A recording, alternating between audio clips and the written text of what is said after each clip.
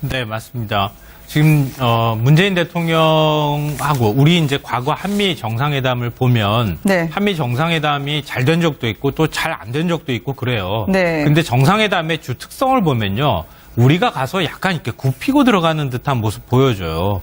근데 그런 모습들이 어떨 때는 또 자존심이 상하기도 하고 그랬던 측면들도 있거든요. 네. 또 가서 뭐 한미 FTA 문제 그리고 또 쇠고기 협상 문제 이런 것들을 얘기할 때 우리가 무슨 큰 선물을 갖다 주는 것처럼 이렇게 비추는 것도 사실 불편하게 받아들였던 적도 있습니다. 네. 그러니까 좀 한미 정상이 이번에 만났을 때 뭐 물론 중요한 외교 현안이라든가 아니면 군사적 현안 이런 것들에 대해서 논의는 하겠지만 너무 이제 우리가 뭔가 선물을 들고 간다 이런 것들이 아니라 정말 대등하게 서로 간에 협상을 좀 하는 그런 모습들 좀 보여줬으면 좋겠고요. 근데 이건 뭐 태도에 관한 문제인데, 네.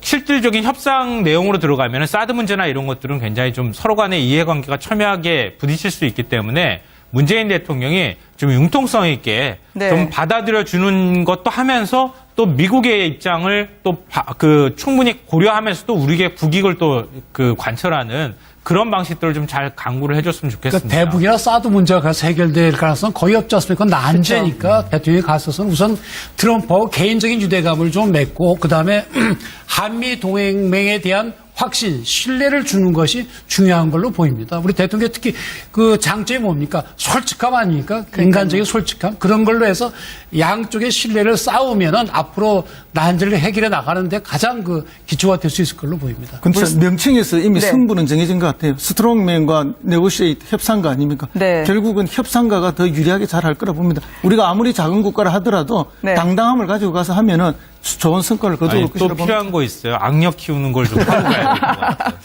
네. 물살을 과연 거슬러 갈지 아니면 물살을 타고 갈지 한미 정상회담까지 한번 저희가 전망을 해봤습니다. 근데 그런 모습들이 어떨 때는 또 자존심이 상하기도 하고 그랬던 측면들도 있거든요. 네. 또 가서 뭐 한미 FTA 문제 그리고 또 쇠고기 협상 문제 이런 것들을 얘기할 때 우리가 무슨 큰 선물을 갖다 주는 것처럼 이렇게 비추는 것도 사실 불편하게 받아들였던 적도 있습니다. 네. 그러니까 좀 한미 정 네, 맞습니다.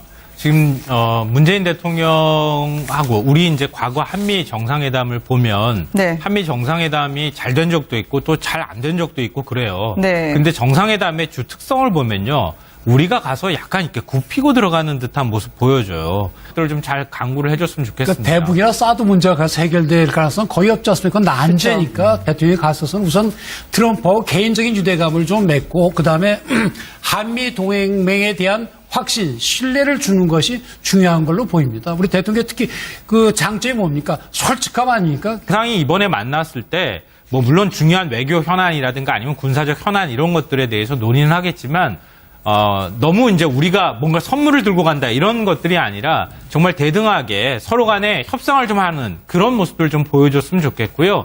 근데 이건 뭐 태도에 관한 문제인데, 네.